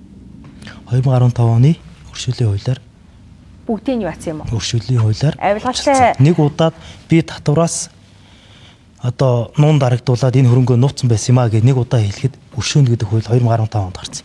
Энэ жишгээр бол одоо 2002 он гэдэг заалт тавьсан ч гэсэн 2016 оноос хойш хүмүүс төр үйлчлэх гээд байгаа юм а. Ер нь хуулийн практик дээр өршөөлийн хуулийг өөрчилж өршөөхөө болио гэдэг зүйл байхгүй. За хоёул энэ сэдвийг ер нь орхиж надад дахиад асуух юм зөндөө байна. Хоёул энийг яриад байвал дахиад цаг хугацаа орно. Хоёрд хуулийн төсөл орж ирэхээр та бас нарийн танилцаад дахиад өөр дүгнэлтүүдийг бас гарах байхаа. Өнгөрснийг сөхөхөө болоход л өнөөдрийг яаж зөвтгөх вэ гэдэг байна. Тэгэхээр өнгөрснөө орхиод өнөөдрөөс эхлээд зөв байя гэж бодох энэ юмд бол одоо юу гэх юм. Тэрийг гэхдээ одоо арт түмэн шийднэз. Гэхдээ хамгийн харамсалтай нь өнгөрсний тэр бүх юм чинь өнөөдрийн нийгмийг бүтээчээд байгаа гэдгийг л одоо ойлгох нь. Таны ер нь улс төрийн үзэл баримтлал одоо ингээ барууны зүүнний либерал гэдэг чинь ямар үзэл баримтлал? Би өөрийгөө ингээд одоо маш ингээд ийм либерал одоо юу хүн гэж бодчихсон байхгүй юу? Тэгсэн чинь зүүнний болчихно үгүй үстэй. Тэгсэн чинь зүүнийх болчихно үстэй. Тэгсэн чинь би ер нь консерватив үзэлтэй хүн юм байна гэдгээ энэ улс төрд орж ирээд мэдж байгаа. Гэтэ мэдээж либерал бол миний бас амин сүн штэ. Сүнс штэ. Юу ганцхан миний ч биш бүх хүмүүсийн дотор байдаг юм. Ерөөсө суурь нь байхгүй. Одоохондоо нөө ардчлаас илүү сайн тогтолцоо хүн төрлөختөн олоог байна гэдэг шиг тий. Ер нь бол консерватив хүн юм байна гэдэг ойлгож байна. Ер нь бол консерватив тал нэлээд одоо консерватив байдал бас нэлээд юутай юм бэ шүү гэж бодож байгаа. За гэхдээ би нөгөө талаар надад зүүнний жоохон үнэр байна. Яагаад гэвэл штэ те нэгэнт баялагын хуваарлалт тэгш бус явагдаад 30 жилийн дараа баян ядуугийн ялгаа ийм өндөр болцсон хүнд одоо цаг үед үнэхэрийн аргаа болохгүй байгаа. Үнэхэрийн сэхгэж чадахгүй байгаа хэсэг хүмүүсийг бас төр засаг хайрлаж халамжлахаас өөр аргагүй байна. Тэ? Гэхдээ энэ дээр бол нөө эрүү саруул те одоо хамаг тарих толгой, оюун санаа, бүрэн бүтэн, гар хөлн бүрэн бүтэн мөртлөө те ажил хөдөлмөр эрхлэхгүй, ажилгүйчүүдийн игнэнд те ингээд төр засгаас одоо төр засаг намайг халамжлах ёстой, би ч гэсэн баялгаа хүртэх ёстой гэд ингээд ангаа сууж байгаа хүмүүс бол хэлээгүй. Гэтэ нэг зүйл байгаа. Одоо юу гэдгийг баялагийг хүртэхийн тулд чи ч гэсэн өөрөө энэ баялагын нэг байх ёстой гэдэг зүйлийг монгол хүн бүхэнд ойлгуулах бас ёстой юм байна. Тэгэхгүй ингээд зүгээр л ингээд газараа ухаал газрын баялгаа зараал те тэндээсээ ингээд сар болгоны хідэн дүүрэг аваад ангаагаад амьдарч байгаа юм шиг. Тэгэх юм бол баялаг гэдэг чинь дуустдаг зүйл, хязгаартай зүйл гэдгийг бас ойлгомоор байна. Дээрэс нь бидний баялаг гэж бодоод байгаа зүйлүүд одоо дэлхий дээр баялаг байхаа болж байна. Одоо жишээлбэл бид нэр юу гэдгийг одоо те нүүрс бол бидний хувьд баялаг байлаа те жинхэнэ газрын баялаг байлаа. Тэгвэл нүүрс сэргийлэхэ болж байгаа улс орнууд дэлхий дээр маш олон болгоод эхэллээ. Одоо нүүрс сэргийлж байгаа хятад улс те нүүрсний одоо бүх одоо нүүрс сэргийлдэг үйлдвэрүүдээ яхад энэ бидний баялаг мөн үү гэдгийг бас бодход хэрэгтэй. Тэгэхээр зэрэг энэ бол нөө дуусашгүй, шавагдашгүй те одоо олборлоод ч байсан бидний баялаг хിവэрэ байх биш юм. Харин бидний баялаг бол бидний хөдөлмөр юм байна гэдгийг ойлгосон цагт манай Монгол улс одоо ёстой сая тэр хөгжлийнхаа одоо гараал руу орох юм уу даа л гэж би одоо харж байна. Одоо ингээд хариуцлагын асуудлыг бас их ярьдаг болж та бол сая ингээд өмнө гаргасан хүмүүсийг орхиж болохгүй, алдааг нь харах ёстой, хариуцлагыг тооцох ёстой гэдэг зүйл яриад. За тань дээр бас хариуцлагын асуудал баг хамгийн миний санаж байгаагаар бол энэ парламентын хамгийн анхны хариуцлага тооцсон гişүүн. Энэ парламентын ерөөсө түүхэн хүн болох нэ. Хамгийн анхныхан тийм байнга ордог. Байнга ордог тийм. Тэг ингээд нэг олон нийтийн шүүмжлэл яваад энэ дөнгөж саяхан та бүхэн ярьцлага болохоос өмнө бас нэг фэйсбүүкийн комментээс болол ингээд асуудал шүү дээ. Ер нь яагаад ингээд нэг юм одоо ёс зүй асуудал гаргаад идэв юм бэ? Энийг ер нь юу гэж харж байна? Гэхдээ нэг юм байгаа шүү дээ. Ер нь одоо жишээлбэл лаваа ёс зүй гэж яг юу вэ гэдэгт хүмүүс бас нэг хариулах цаг нь болсон байгаа. Өнгөрсөн цаг хугацаанд одоо монголчууд бол надаас маш их ёс зүй нэгтэг болж байна л да. Нэг талаараа сайн яриг. Тий. Гэтэ нөгөө талаараа жинхэнэ ёс зүйн үйлдэлүүдийг бүр тий одоо хөв хилцэх нэгтгэл тоодогчгүй хүмүүс надаас ёс зүй нэхэд байгаа нь энэ ёс зүй гэдэг чинь зөвхөн хүн дээрээ л байдаг асуудал юм биш үү гэж би удаа бодох болж байна. Ялангуяа эмэгтэй хүнд тий ялангуяа яг өөрсдийнх нь дундаас гарсан тий ялангуяа магадгүй илүү шудраг хүнд өнгөрсөн цаг хугацаанд хулгай хийсэн зөндөө олон улс төрийн гишүүд ч гэсэн байсан. Ёс зүй нэхэд буулгаж чадсан хүн байгаа юм. Өнгөрсөн цаг хугацаанд улсын хурлд бидний хайртай охид эмэгтэйчүүдийг хүчрхийлдэг хүмүүс ч гэсэн байсан. Тэднэрээс огтоо хамгаалаад ёс зүй нэхэд буулгаж чадсан хэм байна. Тэ. Тэсэн мөртлөө надтай болохоор ингээд үнийг хэлчихээр би одоо ингээд жишээлбэл одоо яг энэ дэр хэлчихэ. Одоо ингээд манай Монголын эмэгтэйчүүдийг доромжилсан. Монголын ээжүүдийг доромжилсан гэдээ хүмүүс яриад байгаа. Ямар тийм юм хаана байгаа? Нэг хүн над руу одоо миний хизээ хаана юу ярихыг заасан. Би тэр хүнд те одоо жишээлбэл хүн надаар юм хэлгмээр байгаа бол хүн чинь бас учиртай байх хэрэгтэй үстэй. Тэ? Чи одоо жишээлбэл те би чамраа яриад лавга чи тэр лавгийн тоймд оруулчих намайг гэвэл чи намайг оруулах уу? Үгүй. Тийм биз дээ. Чи намайг алуу наараа гişүнэ. Энэ лавгийн таймд ор. Гэвэл би орохгүй шүү дээ. Хизээж орохгүй шүү дээ. Тэгэхээр эндээс харилцаа хандлага гэдэг юм чи илэрдэг байхгүй. Тэгэхээр зэрэг надаар юм хийлгмээр байгаа бол намайг доромжлохгүй, намайг одоо албадахгүй, албатай юм шиг ажиллахгүй байх хэрэгтэй байхгүй. Би энэ тэдийгээр олон нийтийн төлөөлөл болоод орж ирсэн ч гэсэн энэ чинь миний хизээ юу ярих вэ? Хизээ юу хэрхэн яаж хийх вэ гэдэг чинь миний өөрийн бүрийн эрхийн асуудал шүү. Тийм биз дээ. Тэгэхээр надаар хүүхдийн мөнгө би хүүхдийн мөнгө ярьдаг учраас надаас өнөөдөр ингэж албатай юм шиг нэгж байгаа. Тэ? Ярихгүй хүмүүс рүү нэхгүй байгаа үстэй. Та төлөөлөл нь болоод орцсон юм чи танаас нэг хийн шүү дээ. Гэхдээ хамгийн гол нь энд одоо жишээлбэл эмэгтэйчүүд хүүхдүүдийн асуудлыг илүү их эмэгтэйчүүдэд нялцаадаг. За тийм хандлага байдаг. Тийм байдаг. Тэгвэл эрэгтэйчүүд ч гэсэн ярих хэрэгтэй. Ярддаг эрэгтэйчүүд ч гэсэн одоо бас эрэгтэй гişүүд байгаа. Гэхдээ нөгөө талаараа энэ жишээлбэл эмэгтэйчүүдээс ганцхан би л ярддаг учраас надад илүү тэгж юу яаж байгаа байхгүй. Тэгвэл би ч гэсэн хүн шүү дээ. Би гişүүний ажил хийдэг, төлөөллийн ажил хийдэг л хүн. Миний бас зэвүү дургу хүрнэ. Миний бас игдүү хүрнэ, тэ? Миний бас гэдэн хөдлөн, миний бас зөрүү цан хөдлөн, тэ? Би гişүүн байхаас төрүүлээд би хүн байхгүй, тэ? Би энэ 42 нас хүртлээр гişүүн байгаагүй байхгүй, тэ? Тэгэхээр би 42 нас хүртлээр наран туяа гэдэг л хүн байсан. Тэ нийгмийн одоо шуурганд би өөрийгөө чадхаараа авч явал амьдрч л ирсэн хүн. Би гişүүн болонгуудаа нирванд хүрээл тэ гинт зан араншин манч соён гэгээрэл тэ гинтхэн л одоо ингээл тэ нэгүүлсэнгүү хүлцэнгүү тэ ингээд одоо ийм бүтээгдэхүүн болчихгүй байхгүй. Тэгэхээр тэрийг бас хүмүүс ойлгох хэрэгтэй. Дээрээс нь хүмүүс юу ноцтой юм бэ? Юу тэгээд орхиж болох юм бэ гэдэг яламаараа. Зарим талаараа монголчууд өөрсдийнхөө үннийг сонсох хэрэгтэй. Үнэнтэйгээ тулах хэрэгтэй. Тэгжээж дараагийн сайн сайхнаа бүтээн өгөхөөс ш энэ нөгөө өнгөрсөн хугацаанд яг энэ одоо хууль бусаар хөрөнгөсөн хүмүүсийг шалгана гээл тэгсэн ч одоо ингээл зөндөл юм болж штэ. Яг тэрэн шиг энэ хугацаанд хүмүүс яасан бэ гэхээр зэрэг ялангуяа улс төрчид энэ ард түмний юмыг хууль бусаар хулгайлж суусан болохоор ард түмнийхөө өмнө гэлбэл зүү, гэмт хүн гэлбэлцэн гихчээр зөөлөн, чих зөөлөнтэй тийм штэ. Ард нь хуушааж байгаа юм чинь эднэрт одоо өнөөдөр яач шашлсан яадгийн. Тийм л хүмүүс байсан байхгүй. Тэгээ нөгөө хүмүүс ч өөрсдөө яг тийм хүмүүсийнхаа ийм хайрцагт багтцсан. Одоо тэр хайрцагтаа намайг багтаах гэдэг байгаа байхгүй. Би хэний ч хайрцагт багтахгүй. Би ер нь штэ тий үнийг хэлж чадахгүй байгаад энэ ордонд залардаг хүн байснаас үнээ хэлээд үнийг нь хэлээд лайва хийдэг хүн байсан надад хамаагүй дээр. Тэгээ ингээ ярангууд хүмүүс энэ гудамжны лайв чинь бүгдээрээ гудамжинд дэжиж хиндэ юунда хин энийг илүү үзээд тий дутуу үзээд идэх юм бэ тий. Тэгэхээр иргэд өөрсдөө ийм одоо цензурыг тий ийм нэг ийм өөрсдийгөө ялгварлан гадуурхагдах, өөрсдийгөө дорд үзүүлэх энэ суур юм өөрсдөө бэлдээд байгаа байхгүй. Бид нар чинь зөвхөн төлөөллийн ажил хийдэг хүмүүс шүү дээ, тий? Тэр би төлөөллийн ажлаа хийх ёстой цагтаа хийж байгаа бол зарим үед би яагаад үннийг заримдаа яагаад би иргэдэд ч гэсэн үннийг хэлж болтгүй, тий? Би бол жишээлбэл одоо юу гэдгийг Монголын ээжүүдийг тий одоо ямар нэгэн байдлаар одоо тий ингээд тэгж төрдөг та нар бүгдээрээ ажилгүй анкиагүй гэсэн юм хааж байхгүй шүү. Гэтэл яаж ин намайг тэглээ. Үнийг хэлж байгаа юм уу тий? Гэхдээ жишээлбэл нэг хүн нэг хандлага нь ямар байсан тэрэнд нь тохируулсан. Дээрэс нь би тэр хүнийг чи алцаа шивж төрдөг гэж хэлээгүй байхгүй. Ер нь бол нэг ийм хандлага байдаг. Тэ? Хүүхэд хийх болохоор хүний эрх ярьдаг. Нөхөн өрчвэн одоо тэ ямар нэгэн одоо ийм хоёр хосын жаргал идэлхтэй хүмүүс эрхээ ярьдаг байхгүй.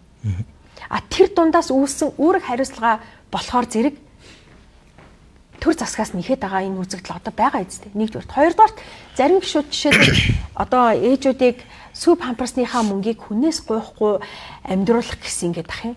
Юу гэсэн үг юм бэ энэ чинь? Нөгөө эцэг хүн хайцсан.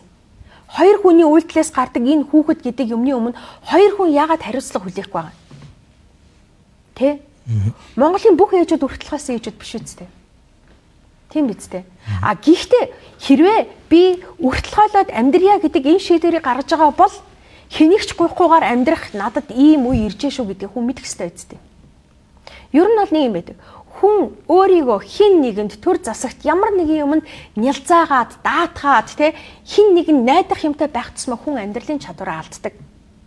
Би одоо том хөгөө бол одоо 7 сартай жирэмсэн байхдаа ааваас нь ер нь одоо салах хэрэгтэй юм байна. Бид хоёр бол ингээд хааштай нэг тийм ингээд миний төсөөлтөг тийм аж аргалтай амьдралаар бол амьдрахгүй юм байна. Тийм учраас ер нь одоо тий ингээд ганцаараа хүүхдээ өсгөх нь зөв юм байна гэдэг ийм шийдвэртээ хүрж исэн. Амар байгаагүй. Тэгвэл би өөрийнхөө чадах бүх юмыг одоо тий жинхэнэ нөөц болцоогоо шавхна гэдгийг хийсэн байхгүй. Тийм учраас би өөрийнхөө амьдралыг босгож чадсан. Яг миний хоёр дахь амьдрал бол үнэхэрийн одоо бас тий үнэхэрийн одоо хувь тохиол гэдэг нь юм уу одоо яадгийн юм гээд одоо үнэхэрийн насны зүрхтэй. Тэгээд бүхэл амьдралаараа хүмүүсийн одоо амны ол зуулж явдаг л та. Гэхдээ тэр нь хамаагүй. Үнэндээ би өөрийнхөө дотоод нөөц болцоогоо шавхаад үнэндээ би энэ бүхнийг даван туулаад тэмцээд ялж гарч ирээд өөрийнхөө хүчээр өөрийнхөө амьдралыг босгож байгаа энэ л чухал болохоос биш би хин нэгний аманд багтахгүй байх нь чухал биш байхгүй юу. Хин нэгний аманд багтахгүй байхын тулд аж жаргалгүй амьдралаар амьдардаг тий одоо аж жаргалгүй байдлыг төвчж хүлцдэг тий одоо илдээ сайхан бүрэн бүтэн харагдахын тулд одоо ингэдэг тийм амьдралаар амьдрснаас би өөрийнхөө нөөц болцоог шавхаж өнөөдрийг хүрсэндээ бол би өөрөөрөө бахархдаг байхгүй. Энэ миний бахархал байхгүй. Тэр ярилцах цаг ер нь нэлээд өгч юм гişнэ. За. Би шиг нэг яран хүн шүү тий. Таны хэлж байгаа ерөнхийдөө агуулгын хувьд санал нийлж байна. Гэхдээ гişүүн хүн гэдэг бол төр төлөөлж байгаа. Та ороод бол аягүй сайн ойлгосон баг. Гадаад дотоод бас томилтуудад явахаар нэлээд сайн мэдэрсэн баг. Тэгэхээр яг нөгөө ямар байх ёстой бэ гэдэг нэг юм хим хэмжээ, үлгэр дуурайлыг л хүссэн учраас шүүмж явж байгаа баг. За энэ дунд хувь хүмүүсийн хандлага бас орж ирж байгаа баг. Тэгээ энийг бол ингээд та өөрөө л бодох зүйл байх л та. Би өнөөдөр гишүүн байгаа учраас би ямар харилцаа хандлагыг олон нийтэд үзүүлэх үү? За би өмнө нь ямар байсан бэ гэдгийг бол эсвэл би өөрийнхөө бодлыг яаж илэрхийлэх вэ гэдэг чинь өстой таны л өөрөө чинь л бодох зүйл байх гэж би бодож байна. Тийм ер нь бол харьцангуй одоо бас ингээл амар хичээгээл би угаасаа хэлсэн штэ урд нь за одоо ингээд хичээя одоо ингээд тий ингээд бас ингээд хичээгээд ер нь бол амар биш байхгүй юу. Угаасаа ингээд тий ингээд одоо ингээд нэгэнт одоо 40 хүртэл суудсан зангийг чинь одоо 40-оос хойш хинтхэн байраад ингэ гэдэг чинь одоо тамхи татдаг хүмүүсийг өнөөдөр тамхинаас гарга гэж байгаатай ямар ч ялгаа байхгүй л юм шүү дээ. Энд чинь хайбат байхгүй юу тий. Тэгэхээр зэрэг одоо юу гэдгийг хэцүү. Гэхдээ хүнийг ингээд тий өөрийнхөө ингээд бүхэл боломжийг даачлаад хичээгээд тий илүү сайн сайхан болохын төлөө зориод явж хахад нөө манайхны нэг юм балиар хандлага байдаг байхгүй. Яг үндэ энэ бол монгол хүний муухай зан. Тэр юу вэ гэхээр санаанд нь багтахаараа хиндэж яач аашилж балиар хогийн заваа юм цутгаж чаддаг. Гэхдээ тэр болгоныг би авах хэрэггүй ч тийм. Энэ удаагийн парламентод ингээд 5 намын төлөөлөл орж ирсэн. За би сая их хурлын даргын айлчлалыг харахад бол ингээд намын төлөөллийг аваад бас гадны парламент уулзж байгаа улсуудтайгаа төрийн төлөөлөлтөйгээ уулзж байгаа юм лээ. За танигч одоо бас хамгийн олон гадаад явчлаа. Ер нь гадаад яваад юу хийгээд байна вэ? Гишүүнийхээ ажлаа хийгээч гэж шүүмж орж иж байна. Та ер нь хэдэн удаа гадагш явж уу? Томилтоор. За тэгэхээр хагас жилийн хугацаанд бол манай бусад гишүүд те ингээд бүгд л ирж тгшээ хэд яваал тэгэл ирж илээсэн. Би бол бодохдоо за ямар амаатай те манай зөвлөх туслах болохоор манай гишүүнийг ерөөсөө гадаад томилт руу явуулахгүй байх юм. Яаж байгаа юм болоо гэл ингээл ярилцчихсан байгаа. Тэгээд надад бол тэг гадаад дотоод явах нь бол нэг сонирн биш. Би ямар явж үзээгүй ч биш те. Урлагийн буйнаар өөрийнхөө одоо буйнаар дэлхийн одоо 30 гаруй орн руу те яваад үтцсэн. Дээрээс нь явъя гэж хизээч явж болох л тийм л нөхцөл байдалтай те. За тэгээд тийм нэг гадаад томилтоор явъя гэж бодоагүй байсан. Гэхдээ бидний энэ одоо манай нийгмийн болоо байнгын хорооны хамгийн анхны ажил бол одоо Японд тий одоо гэр бүл хөдөлмөр нийгмийн хамгааллын яамнаас JICA-тай хамтарч зохион байгуулсан одоо юу асархуйн эдийн засаг ахмад насны асаргаа халамжийн одоо системийг даатгалын системийг тий ер нь одоо нөхцөл байдлыг нь газар дээр нь очиж танилцах юм судалгаа бол байсан. Тэгээ 2 сард бол би Япон руу явсан. Төлөөллийн ажлын нэг зүйл бол энд байгаад юу хийж байгаа юм бэ гэдгийг заавал танилцуулах тий. Одоо жишээлбэл манай бусад гишүүд бол гадаад руу хэдэн ч удаа ирж очисон тэрийг нэх тэг ингээд ингэж аваад ирлээ. Тэр хүрээнд ийм сонсож мэдлээ. Тэгээд ийм та бүхэнд хүргэж яана гэдэг юм бол байдгүй шүү дээ. Нөгөөд нь ч гэсэн мэдээг уучраас сонирхдагчгүй те. Тэгээд ингээд та хэд бол танилцуулж байсан те? Би бол байнгын танилцуулсан. Би анхнаасаа. Тэр сайн жишг шүү. Тэгээд бид нэр ингээд те одоо бүр ингээд би бол ингээд дор бүрэн өдрөөртөө бид нар өнөөдөр хаана явж байгаа энэ уулзалтаар бид нэр юу яг л өдрөөрт сонсож байгаа юм чи харилцан адилгүй те тавтамжгүй одоо мэдээллүүд байгаа тийм шүү дээ. Тэгэхээр зэрэг тэрийг доор нэгсэндээ репорт байхгүй да. Иргэд олон нийтэд ингээд те ийм юм байд юм байна. Энийг нь мэдлээ. Энэ нь айгүй зүгээр юм байна. Ийм юм байдаг юм байна. Ийм сайн туршлагыг авъя гэх те. За ингээд явсан. Тэр нь бол одоо мэдээж иргэдийн ч гэсэн одоо таалал нийцсэн. За дараа нь ерөнхийлөгчийн одоо төрийн айлчлалт Польш, Чех улсад хийсэн төрийн айлчлалт багтсан. Энд бол би нөгөө Польшийн одоо Монгол Польш парламентын бүлэгмийн дэд даргын хувьд дарга одоо зол жаргалт гишүүнтэйгээ бит хоёр Польшоос төлөөлж авсан. Чехоос болохоор Бат Эрдэнэ гишүүн бас нэг гишүүнтэйгээ ингээд төлөөлөд ингээд явсан байхгүй юу. За тэгэхээр зэрэг одоо юу гэдгийг энэ дээр одоо нэг хүмүүс ингээл те одоо юу гэдгийг магадгүй намайг миний энэ сошиал одоо те одоо сувгийг ашиглаад энэ дарга нар нь авч яваад байгаа юм шиг үгүй тийм ерөөсөө байдгүй маань. Өшөө эсэргээрээ одоо ерөнхийлөгчийн айлчлал бол те нөгөө гадаад бодлого гэдэг чинь нэг л цонхоор явдаг.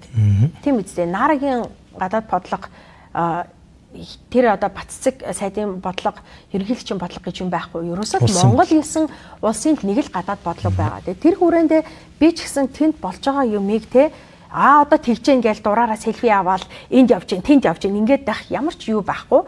Эн чинь өөрөө маш том цензуртэй те. Тэгэхээр ингээ харахаар хүмүүс ёс зүйгүй байна гэдэг. Тэгвэл хаана ёс зүйтэй байх ёстой юм бэ? Тэрэн дээр ёс зүйгээ сахиал явж байгаа эцтэй. За тэгээд жишээлбэл юу гэдэг тэр хүрээнд айлчлал ингэж болж ин за магадгүй яг албан уулзалтаас тусдаа үед те ингээд одоо үзэж харж байгаа юмнуудаа яагаад хүмүүстэй хуваалцах нь буруу гэж.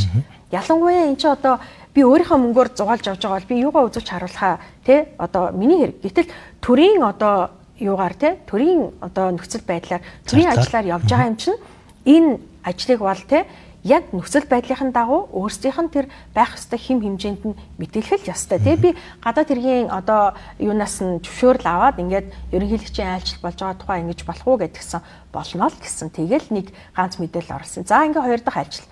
Гурав дахь айлчлал болохоор бас энэ сая Их Британи улсууд те одоо Монгол их улсын хурлын даргын айлчлалд нэгдүгээрт Иргэн Зориг ногоо намынхаа төлөөлөлж авсан. Хоёрдугаарт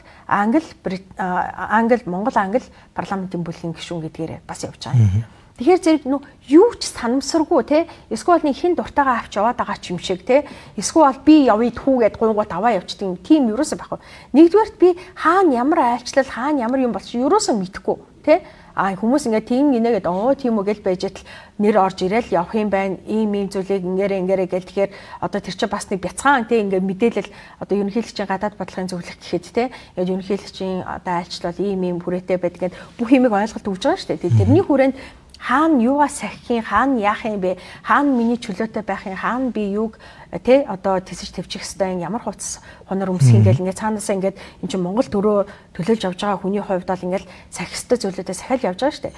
За ингээд сая бол ингээд Британи улсад ингээд хурлын даргатайгаа айлчлаад ирсэн. Тэгээд бас л тэндээс Их Британи тэр тэ одоо парламент ямар одоо юугаар явдгийн, системээр явдгийн, ямар чөлөөтэй байдгийн, ямар энгийн байдгийн те айхтар тэр тогтсон мянган жилийн түүхтэй парламентын ордон гэж байгаа мөртлөө тэр дотор хүмүүс ямар энгийн байдгийн те одоо жишээлбэл хүмүүс миний хувцас үс цэсийг яриалаа тэгвэл тэнд тэгвэл хичнээн 600 эдэн гишүүнийх нь те одоо талан шахуу эмгтэй гişүүд нь тэгэл бүгд өөр өөрсдийнхээ фокусаар хувцалсан чөлөөтэй гагцгүй тэнд үзэл санааны л одоо тий одоо үйл явц өрнөж байгаа болохоос биш тий үзэл санааны л одоо зөрүүтэй байдал тэмцлүүд өрнөж байгаа болохоос биш биеийн хөлийн зодооны тий тийм юмнууд бол байхгүй байгаа байхгүй. Тэгээ би энэ дээр далимдуулаад юу хэлмээр юм гэхээр жишээлбэл одоо улсын хуралд тий одоо парламентын ордонд хоёр эрэгтэй гишүүн зодтолтлоо гэхэд иргэд ёс зүй ярихгүй байгаа эцтэй. Тэгсэн мөртлөө асуусан шүү дээ ярьсан шүү дээ. Үгүй яах вэ? Тэгтээ нэг тийм над шиг бол ярихгүй байгаа байхгүй. Тан дээр биш болохоор та анзаараагүй юм болов. Ер нь нэлээд асуусан шүү. Тэгтээ ингээд нөгөө минийхийг бол юу гүцэхгүй байгаа байхгүй. Тэгсэн мөртлөө арай илүү бас инфлюенсер юм байна л да. Тэгэхээр хүн болго анхаарал наран туяа гэдэг хүн нара гэдэг хүнийг мэдээлэх шиг байна л да. Гүшүүнэ ярилцлагын цаг дуусч байна. Сүүлийн нэг хоёр асуултууд байх гад байна. Хоёлоо багтаагаад асуугаад яриад асуугаад дуусч идэх үү? За тийм. Энэ жагсаалтын онцлог бол ингээд нам нь өөрөө энэ хүн болохгүй байх гэвэл буцаагаад татчих. Дараагийн хүн нь орж ирэх боломжтой онцлог. Одоо ингээд ёс зүй асуудал яриад таны хэлж байгаагаар энэ том жижиг эсвэл нэг хувийн харилцаа нэг янз янзын зүйл байна. Магадгүй энэ бүр ингээд гэмтэргийн шинжтэй зүйл биш учраас бас бодолцох хэвээр өнцөж гэсэн таны хэлж байгаатай адилхан надад санагдчих. Тэгээ нэг юм эргүүлж татах гэдэг ч юм уу сая жагсаал магсаал болоод ингээд нэг юм үүсэт штэ. Энийг ер нь юу гэж харж байна? Эргүүлж татын матыг гэдэг зүйл танахаар ер нь яригдвал та яаж хүлээж авах вэ? Гэхдээ яа. Гэхдээ энэ нүг бүгд бит улсын асуудлыг ер нь нам дангаараа шийддэг тийм тогтолцоо бас байхгүй мэй л те. Манай энэ үндсэн хууль энэ төр чин үнэхээр бас маш чамбай тэр цаг үед хийгдчихсэн гэхэд маш чамбай хийжсэн юм билэ. Тэгээд одоо жишээлбэл за жагсаалтын одоо ингээд гişүүдийг ингээд нам нь өөрөө татдаг, намын дарга ч юм уу те, нам нь ингээд хилцээ татдаг болчих юм бол одоо нам дотроо те хилцэж ярилцаад намын дэд даргаас буулгаж чадчих штэ те. Ингээд юу гэдэг ашигтай үедээ твшүүл чинь ашиггүй үедээ буулгах чинь те. Гэдэг шиг өөрснөд нь таалагдахгүй болоод ч юм уу те ирсэн чинь тэгтээ таалагдахгүй ч биш бүр хэрэггүй болоод ашиггүй болоод хэрэггүй биш ашиггүй болоод магадгүй дараагийн ашигтай байдал ингээд байгаад байгаа ч юм уу те. Эсвэл одоо юу гэдэг магадгүй одоо миний дараагийн хүн одоо дараад мөнгө авлаад ч юм уу те. Ингээл одоо энэ жагсаалтын гишүүдийг солиод байдаг болчих юм бол энэ улс төрийн бизнес гэдэг асар том юм хөгжих юм л да. Тийм биз дээ. Дарга нь ингээл хүсснээрээ даргын шийдвэр ер нь бол даргаалт аач штэ ном дотор бол манайх бол тийм одоо харьцангуй одоо бусад том одоо тогтсон институцийг бодвол хүний нөөц цөөнтэй байна. Чадамжийн хувьд ч гэсэн бас ингээд хязгаарлагдмал байгаа л да. Инглигээд одоо манай намынхын хэсрэгүүцгүй байх. Үннээ хүлэмж зөвшөөрөх л байх. Гэхдээ хүлэмж зөвшөөрөхгүй байсан ч яг л үнэн нь тийм байгаа цагт. Тэгэхээр зэрэг энэ өөрөө улсын хурлын гишүүнээс эргүүлэн татах хуулийн 6 зүйл залт байгаа шүү дээ. Тэгэхээр одоо үнэхэрийн одоо хангагдсан тэр нь үнэхэрийн одоо хууль шүүхийн шийдвэрээр тогтоогдсон тохиолдолд тэр яахаас аргагүй шүү дээ. Яаж аргагүй шүү. Тийм биз дээ. Би хуулийг сүрээд яах юм? Тэ? Нэгд хоёрд би тэгтээ нэг зүйлийг бас хэлмээр байна. Хүмүүс ер нь энэ улсын хурлын гишүүн гэхээр ингээл нэг тийм одоо үнэхээр бүр хитрхи ингээд ийм том төсөөлөлтэй одоо ингээл амар ингээл их том одоо нөө батлаад байгаа мөнгөнд төсвөө бид нар өөрсдөө тоолоо сууж идэм юм шиг болоод байгаа байхгүй. Гэтэл ямар ч тийм байхгүй шүү дээ. Бид нар зүгээр сарын нэг 5-6 саяын цалингаа аваад амьдарч байгаа хүмүүс шүү дээ. Тийм биз дээ. Тэгээ одоо бас нэг юм байгаа да. Одоо бидний 30 саяын цалинтай. Би бүр асуумаар хаана хин 30 саяын цалин аваад байгаа юм би. Та мэдгүй буснаа аваад. Авъя л да энэ ч үү. Үгүй нийтээр авах хэрэгтэй бод адилхан авъя л да гэдэг шиг те. Гэхдээ нэрээ тийм байгаа байхгүй. Тэгэхээр эн чинь хүмүүсийг бас мэдлэгжүүлэх хэрэгтэй байна. Энэ мэдээллээр хангах процессыг бас улсын хурлын тамгын газраас маш сайн хангах хэрэгтэй. Жишээлбэл сар бүрийн одоо улсын хурлын гишүүний одоо тойрогтойч байдаг юм уу те өөрийнхөө ажил хууль сурчлагаа, хууль судалгаа, за тэгээ иргэд олон нийт рүү чиглэсэн үйл ажиллагаа, тэ хэвлэлийн ингээд олон ингээд ажилд зарцуулагдах боломжтой төсөв байдаг. Тэр нь хэдв? Тэр нь 20 сая авахгүй юу? Тэр нь уул нь 23 сая байсан. Бас нөгөө баян гишүүд хасагдчих жоо. Баян гишүүд байдаг штэ тий. Баян гишүүд чинь энийг болмол гэдгийг гэлээ. Гэтэ яг үнэндээ юм хийх хүнд тэр 2023-нд хаантчгүй байдаг байхгүй юу? Яг үнэндээ. Гэхдээ нэг үйл ажиллагаа хий гэхэд л зөвхөн тэр үйл ажиллагааны те одоо улсын хурлын гишүүн гэдэг чинь зүгээр нэг кофе шопт хүмүүсийг дуудаалаас ингээд уулзч бас болохгүй байлгүй. Одоо намаа тийм ийл иш нийт хоёр нэг ийм юм хийндэл гин үсттэй те. Тэг ингээд наа захын ингээд ийм нэг ийм улсын хэмжээний ингээд юм хий гэхэд зардал мөнгө нь хичнээн болдог байлээ те. Тэгээд тэгэхэд чинь л ингээд одоо юу тийм хүмүүс одоо тэрийг өөртөө авч идэг юм шиг ингэж ойлгоод байгаа нь маш буруу. Энийний талаар улсын хурлын гишүүд зөв ойлголтыг өгөөд тамгын газар ч гэсэн ажиллах ёстой. Энэ ямар мөнгө юм бэ? Энийг юунд ашиглах ёстой юм бэ гэх те. За ойлголоо бас. Асууя гэсэн зүйлүүдээ асуулаа. Нээлттэй дэлгэрэнгүй хариулт өгсөн танд баярлалаа. Мөн урлаг хүлээж авсанд бас баярлалаа. Таны хэлж байгаатай адилхан бас ингээд хөгжих ёстой хөгжиж байгаа. Нүдэн дээр ингээд манай парламент илүү сайжирч байгаа. Энэ парламентын заавал байх ёстой иргэдийн төлөөллийн нэг хэсэг бол наран туяа гэдэг, наара гэдэг гишүүн бол мөн. Тийм учраас таны цаашдын ажилд амжилт хүсье. Ер нь бол ингээд нэг юм олон нийтийн шүүмж ямар байх намаагүй. Үндсэн арчлынхаа зарчим дээр л байх ёстой байх гэж би зүгээр хувьдаа боддог. Хурлын гишүүний хувьд. Тэгээд дахиад урлаг хүлээж авсанд баярлалаа. Баярлалаа. Би эцэст нь нэг юм хэлж болох уу? Эцсийн өгмөг, сүүлийн өгмөг гэж байна гэсэн. Нэвтрүүлгийн сүүлийн өгмөг. За. Яг нэг юмыг ойлгох хэрэгтэй. Яг үнэндээ иргэд бол бүгдээрээ чадхаараа ажил хөдөлмөрөө эрхлээд тэ энэ одоо Монгол улсын хөгжлийн хамгийн гол түлхүүр болсон энэ төсвийг өөрсдийнхээ татвар тэ өөрсдийнхөө одоо ажилласан энэ одоо ажил цалин хөлснөөсөө ингэж бүрдүүлж авч байгаа. Гэхдээ нөгөө талд нэг юм байна. Иргэдийг бас торхирч байгаа нэг хэсэг байна. Энийг би бас бүр иргэдэд хэлмээр байгаа. Тэр нь хин бэ гэхээр зэрэг энэ төрөөр амьдраад сурцсан. Энэ төрөөс ашигтай тэ шин тижилтэй бүх юмыг шимэгчлээд сурцсан хүмүүс нөгөө талд энэ төргүүгээр амьдрч чадахгүй, амьсгалж чадахгүй Тэ? Тэгээд ингээ өөртөө ил гарахгүйгээр нөгөө л хэвлэл мэдээллийг худалдаж авч өөрсдийнхөө шантааны хэвлэлийг явуулж сурсан зангаараа байгаа гэдгийг бити одоо бас тэ мэдгүй хүмүүс маш олон байгаа. Ялгаж салгаж ойлгоорой. Ялгаж салгаж ойлгоосоо. Яагаад гэвэл одоо жишээлбэл энэ 126 чадахгүй амьтад байна. Ялангуяа энэ жагсаалтын гишүүд гэж хэрэг алга гэдэг. Жагсаалтын гишүүд юунаас ч айхгүйгээр дуу хоолой болж чадж байгаа гэдгийг л өнөөдөр арт хүмүүс маш сайн ойлгох хэрэгтэй. Дээрээс нь энэ бол өөрөө ардчлалыг маш олон хэдхэн хүмүүс хуйлахад амар байдаг. 126 хүмүүс цул болоод хуйлна гэж хаанч байхгүй.